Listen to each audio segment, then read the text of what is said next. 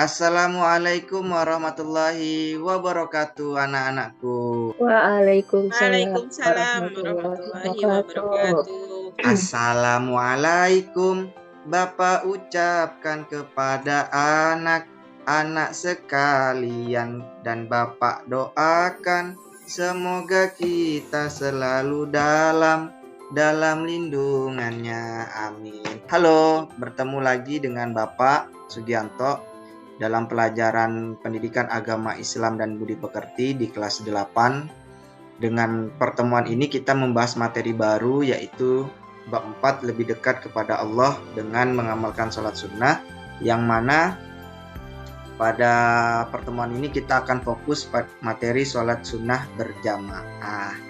Bapak tanya, apa kabar semuanya? Alhamdulillah. Luar biasa. Allahu Allahu Akbar. Nah, tujuan pembelajaran kita pagi hari ini adalah melalui membaca bersama, peserta didik dapat menelaah pengertian sholat sunnah berjamaah dengan benar. Adapun kegiatan kita hari ini, pertama adalah absensi, salam sapa semangat, berdoa sebelum belajar, kita bersolawat, kemudian kegiatan intinya simak gambar, bermain kuis, materi inti, simak video, diskusi, ditanya jawab.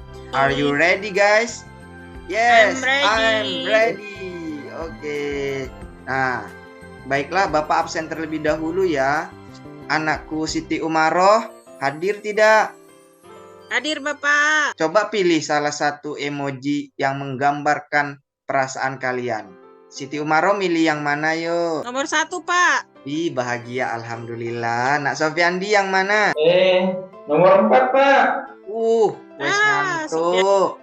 Pagi-pagi sudah ngantuk. Rizky Hafiza yang mana? Nomor 1 Pak. Alhamdulillah, bahagia semuanya. Bapak doakan semoga kita bahagia dunia akhirat. Yuk, ketua kelasnya dipimpin baca doanya. Ayo teman-teman, sebelum belajar mari kita berdoa. Kita sholawatan dulu yuk, biar lebih semangat. Yang ngantuk segera hilang ngantuknya, yang bahagia semakin bahagia. Allahumma sholli ala sayyidina Muhammadin tibbil qulubi wa dawaiha wa afiyati abadani wa shifaiha wa nuril absari wa diyaiha wa ala alihi wa sahbihi wa sallim. Amin. Gimana setelah sholawat, semangat semua? Semangat Pak. Alhamdulillah semangat. Yuk kita mulai pembelajaran kali ini. Ayo tebak gambar, sholat apakah yang dilakukan dari gambar itu? Anakku Umaroh. Itu Pak, sholat berita hujan Pak, karena kering itu tanahnya Pak. Pinter sekali, itu adalah sholat minta hujan karena kemarau panjang. Nah, coba Rizky Hafiza, kira-kira ini tata cara sholat apa? Sholat Idul Adha dan Idul Fitri Pak. Pinter sekali. Ini berdasarkan poster yang tertera menunjukkan tata cara sholat sunnah Idul Adha dan Idul Fitri. Nah, sebelum Bapak memasuki materi, ada yang Bapak sampaikan bahwa sholat ini berhubungan dengan materi sebelumnya, yaitu mengutamakan kejujuran dan menegakkan keadilan. Yang mana sholat jujur dan keadilan merupakan sama-sama perintah Allah Subhanahu wa Ta'ala. Karena orang yang sholat, maka dia tidak akan pernah melakukan perbuatan mungkar. Innas sholata tanha anil fahsya'i wal munkar. Belum Bapak jelaskan, kita main game yuk. Selamat kepada Umaroh telah mencapai juara 1. Nah, berdasarkan hasil kuisis tadi, Bapak mengetahui bahwa kalian telah membaca materi ini di rumah, sebagaimana instruksi yang telah Bapak berikan di pertemuan minggu lalu. Baiklah, Bapak akan jelaskan materi terkait sholat sunnah berjamaah. Dengarkan ya, sholat sunnah itu secara arti adalah sholat yang dianjurkan untuk mengerjakannya.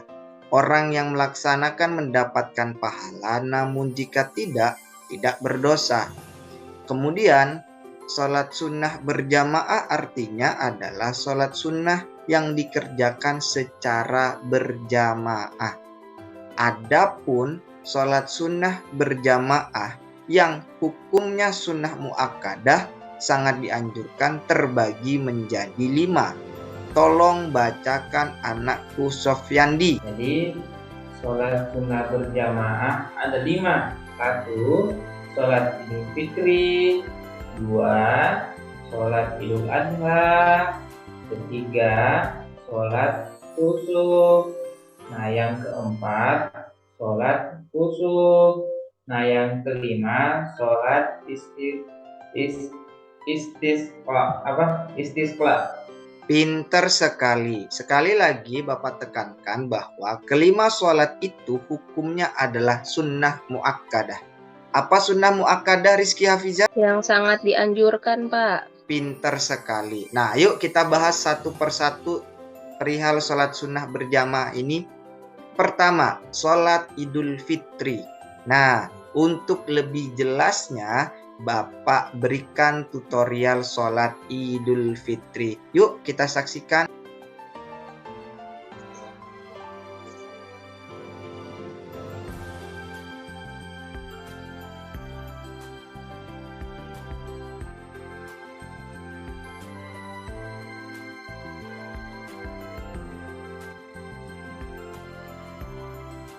Nah, terus sholat yang kedua, sholat Idul Adha. Sholat Idul Adha adalah sholat yang dilaksanakan pada hari raya kurban.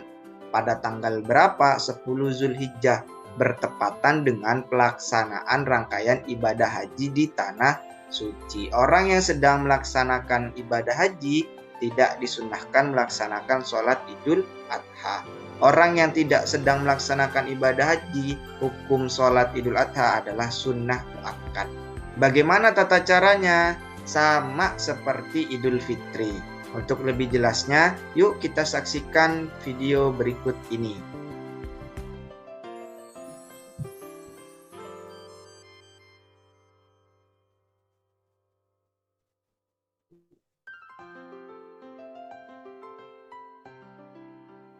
Bapak sudah menjelaskan.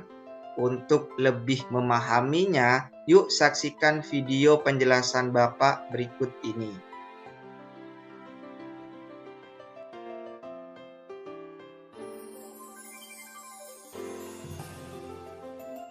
Oke, kira-kira setelah Bapak sampaikan materi, ada yang ingin ditanyakan?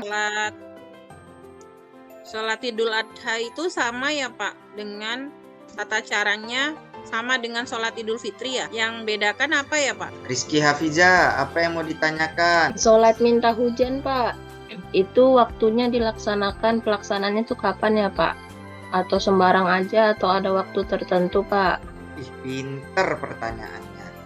Nak Sofyandi, tolong bantu jawab pertanyaan pertama, bisa tidak? Sholat Idul Adha, tata cara sholat Idul Fitri. Nah, untuk yang saya tahu Pak, tata caranya sama. Yang beda kalau tidak salah niatnya. Pinter, 100 untuk Nak Sofyandi. Tepuk tangan dulu. Untuk menambah wawasan kalian, silahkan kalian klik link yang sudah Bapak terakan. Di situ sudah Bapak berikan tambahan referensi bacaan untuk kalian. Oke, kalian sudah membaca tambahan materi yang Bapak berikan. Gimana kalau kita latihan soal yuk? Ayo. Bapak minta Sofyandi jawab pertanyaan pertama. Pak Rohim merupakan salah seorang tokoh masyarakat. Ia sangat rajin melaksanakan sholat Idul Fitri. Bagi Pak Rohim, kedua sholat hari raya itu sudah dianggap sebagai kewajiban karena dapat meningkatkan rasa hormat masyarakat kepadanya. Namun di sisi lain, dia malas dalam melaksanakan sholat fardu. Pak Rohim menganggap bahwa sholat hari raya lebih berarti dan lebih penting dibandingkan sholat fardu.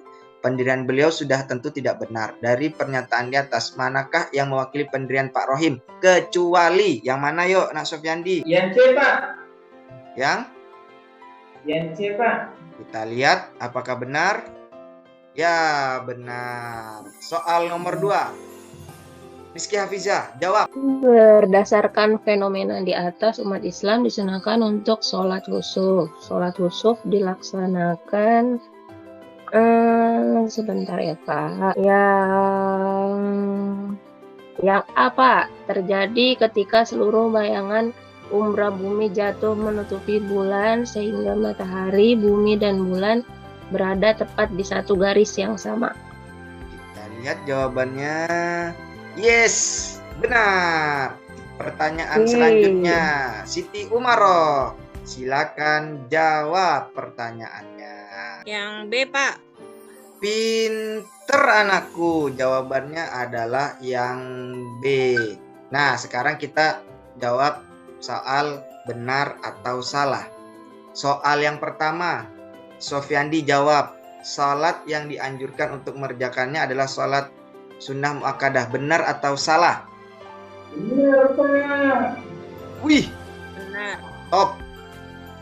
Kedua, Rizky Hafizah, apa jawabannya? Salah atau benar? Yes or no? Benar, Pak. Kita lihat jawabannya. Salah. Aduh, sedih. Ya. Yang ketiga, anakku Umaroh, apa jawabannya? Bagi orang yang sedang melaksanakan rangkaian ibadah haji, salat Idul Adha adalah sunnah muakkad atau dianjurkan. Salah, Pak. Orang yang melaksanakan haji itu tidak disunahkan untuk salat Idul Adha. Benar jawabannya. Oke anak-anak, kita lanjut ke soal berikutnya. Diskusikan bersama teman-teman ya ini. Ada ilustrasi berikut. Pak Rohim merupakan salah seorang tokoh masyarakat. Ia sangat rajin melaksanakan sholat Idul Fitri dan sholat Idul Adha. Bagi Pak Rohim, kedua sholat hari raya itu sudah dianggap sebagai kewajiban karena dapat meningkatkan rasa hormat masyarakat kepadanya. Namun, di sisi yang lain, dia malas dalam melaksanakan sholat fardu. Pak Rohim menganggap bahwa sholat hari raya lebih berarti dan lebih penting dibandingkan sholat fardu. Pendirian beliau sudah tentu tidak benar. Persoalannya adalah bagaimana cara menjelaskan dan memberikan pengertian kepadanya. Yuk diskusikan.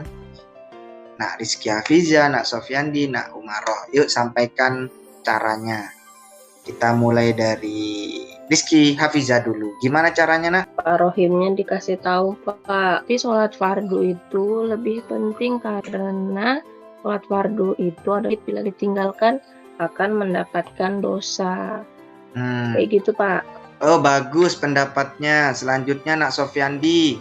Bagaimana cara menjelaskan dan memberikan pengertian kepada Pak Rohim nih? Kita langsung aja Pak ngomong sama Pak Rohim dengan baik-baik. Kalau yang lebih penting itu sholat fardu, bukan sholat sunnah. Begitu Pak.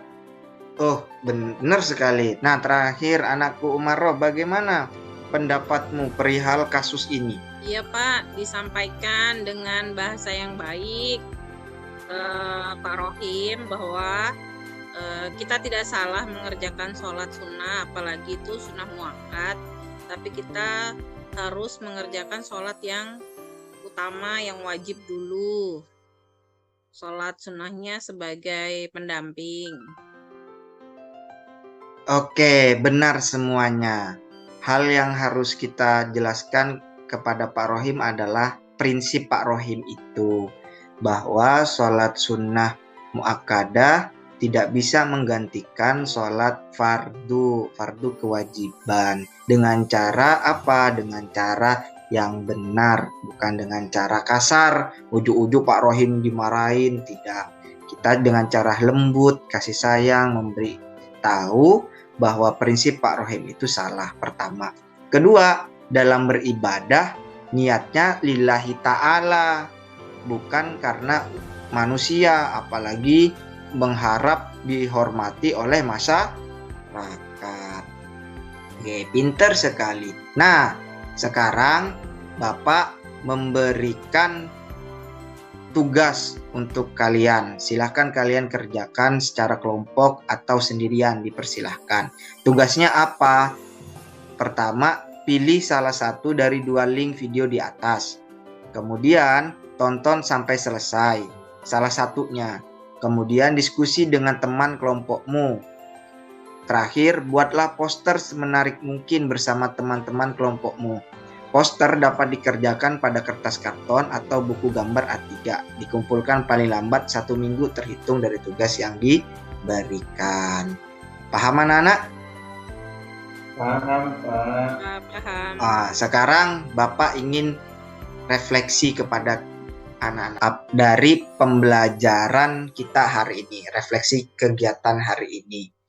Saya hari ini belajar tentang apa ya, Sofyandi? Hari ini tentang sholat sunnah muakkad, Pak. Pinter, sholat sunnah berjamaah yang muakkadah. Saya paling senang pada bagian apa ya, Rizky Hafizah? Pada bagian Pak, pas yes or no yang soal-soal tadi, Pak. Oh, benar salah. Kenapa? Seru aja, Pak, pilih-pilihnya, Pak. Oh, memang ya perempuan suka milih-milih ya. Yang terakhir, anakku Umaro, pesan dari pelajaran hari ini, anakku Umaro harus apa yuk? Kita harus rajin untuk sholat ya Pak. Selain sholat fardu, kita juga harus melaksanakan sholat sunnah, apalagi sholat itu sunnah muakkad, agar mendapat pahala dari Allah Subhanahu wa Ta'ala. Oke, terima kasih hasil refleksinya. Nah, terakhir nih, Bapak mohon masing-masing memberikan kesimpulan dari pembelajaran kita hari ini.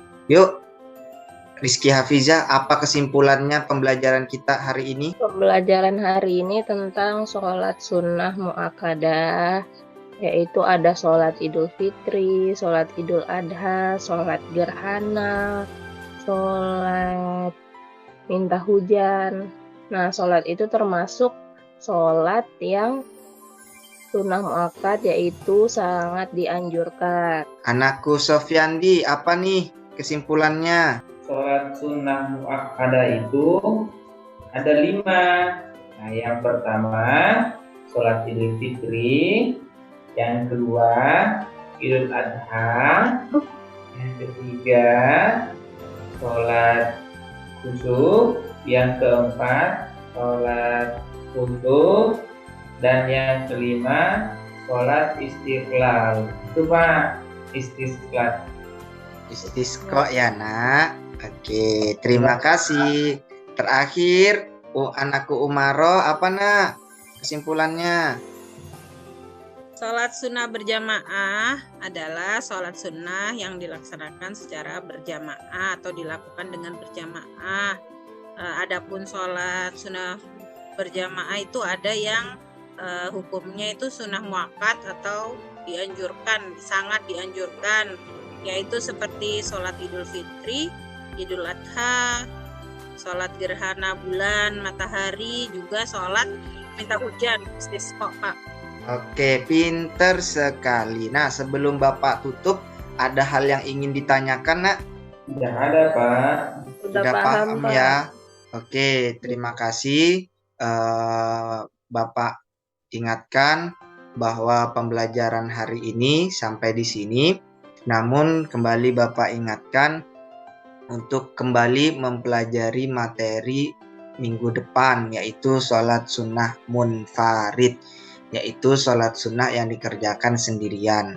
Materi kedua di minggu depan adalah sholat macam-macam sholat sunnah munfarid dan atau berjamaah. Sholat yang bisa dikerjakan sendiri atau berjamaah. Paham kan anak-anakku? Paham, Pak. Paham, Pak. Terakhir Bapak sampaikan, melaksanakan sholat sunnah bukan berarti mengganti sholat fardu, melainkan menyempurnakannya. Ibaratnya ketika kita makan, memakan nasi saja kenyang, namun tidak enak. Perlu ditambah sambal, lauk lainnya. 4 sehat, 5 sempurna. Bapak mohon kepada ketua kelasnya dipimpin baca doa akhir belajar. Baik, Pak. Baik, teman-teman. Sebelum kita mengakhiri mata pelajaran hari ini, marilah kita membaca hamdalah. Alhamdulillahirrahmanirrahim. Sekian dari Bapak, kurang lebihnya mohon maaf. Wallahul muwaffiq ila aqwamit thoriq. Wassalamualaikum warahmatullahi wabarakatuh.